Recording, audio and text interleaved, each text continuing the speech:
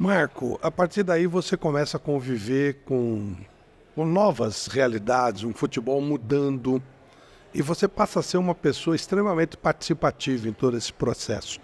Como é que foi essa mudança daquele futebol com aqueles homens avançados, mas que, quando muito, conseguia colocar alguma coisa lá na lousa e tal, para a chegada, eu não diria nem de uma tecnologia de ponta, mas o São Paulo avançando e trazendo algo de novo que você citou aí. Como é que foi esse processo?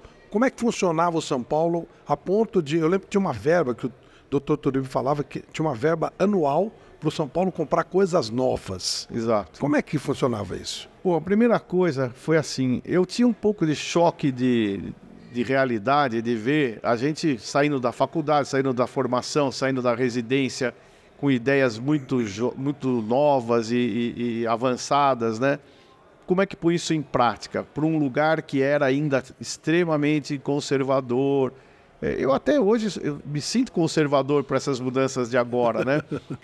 Mas era necessário. Eu me lembro que uma vez o Ritch falou para mim assim, olha, eu não quero preparador físico aqui.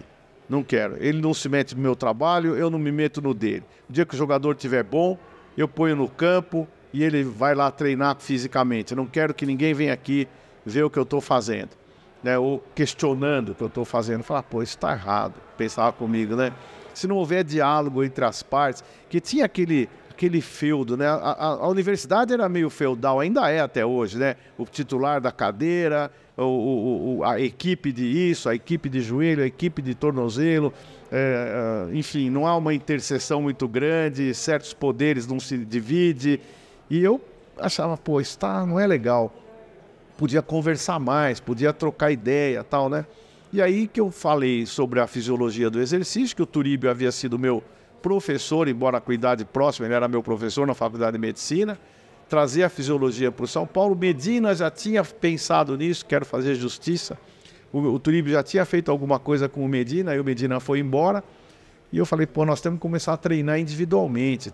Não é possível que vamos lá, o Marião, lembra do Marião, zagueiro central? Vamos lá, o Fabão, se fosse hoje, vamos atualizar isso, né? O Arboleda, se fosse hoje, treinar a mesma coisa que treina o Lucas. Não é possível que o Lucas tenha que fazer o mesmo trabalho físico do Arboleda, né? Então a gente tentava trazer a individualização dos treinamentos e fazer avaliações. Isso extrapolava um pouquinho o que o médico fazia até então, né? Muito. Porque o médico, ele era um socorrista, ele era um sujeito que recolhia feridos e devolvia curados. Mas ele não trabalhava na individualização, vamos lá, na capacidade física do jogador, quanto deve, quanto não deve, vamos mensurar cada um, vamos proteger o jogador. Não havia isso, era assim, bateu, levou, tratei, entreguei, entendeu? Era mais ou menos isso, né? Era uma coisa muito objetiva. Não se discutia o trabalho que estava sendo feito, não se discutia prevenção, não se discutia isso. E aí eu fiz essa proposta e criamos o Departamento Médico Fisioterápico, Departamento Médico Fisioterápico aplicado à fisiologia do esforço. Um nome grandão, tal, inauguramos isso, foi muito legal. Eu lembro o René Simões, à época, era treinador da Portuguesa, ficou encantado, um cara visionário também, ficou encantado com aquilo, foi na inauguração. Jogadores da Portuguesa, como Cláudio Adão, Eduardo, acho que o Toninho, não sei se o Toninho estava no Palmeiras, alguns passavam por lá para dar uma opinião, para a gente ajudar. A gente não se incomodava em ajudar jogadores de outros clubes, né?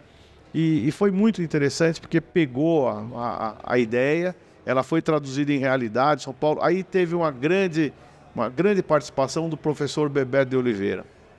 Bebeto de Oliveira veio com o Cilim, e aí era realmente ultrapassar muitos limites. São Paulo, clube austero, com um treinador negro e um preparador físico negro, né? O Cilim era aqueles, mais ou menos, né? Mas era um morenão forte, né?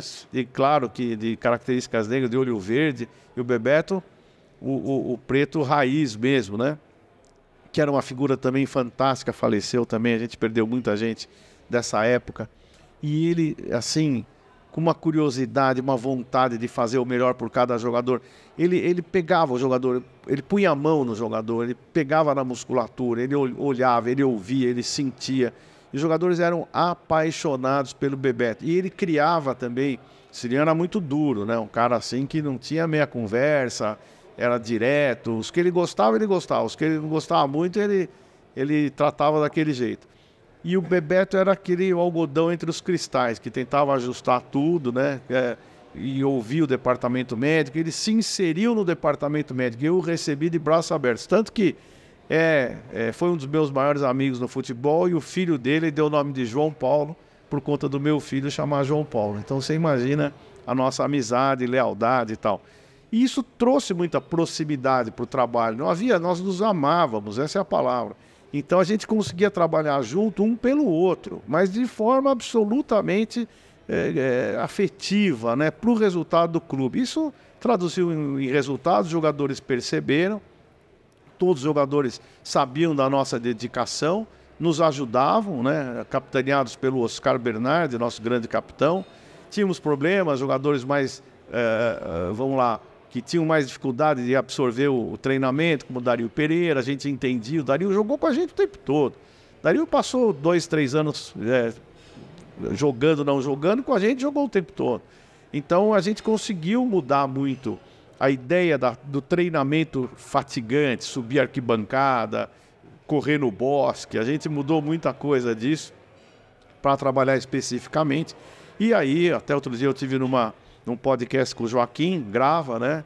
E a gente, podcast não, foi na ESPN. A gente fez uma entrevista juntos ali, estava o Lugano, foi muito legal com o Plihal. E nós contamos essas histórias, e ele dizendo, foi o São Paulo que avançou, né? Sem dúvida. Reconheceu isso de uma maneira muito, muito bonita. E ele fez agora também, de forma extraordinária, lá no Corinthians. Então a gente ajudou muito o futebol a sair daquele coletivo individual para um futebol maior, mais científico e mais bem elaborado, que hoje está absolutamente científico e estatístico. Eu acho, não sei se é porque eu estou mais velho, que até em exagero, né? A gente, quando está mais velho, sempre começa a ver a novidade e fala, está exagerado, né? Não sei se eu estou certo, mas eu acho que sim.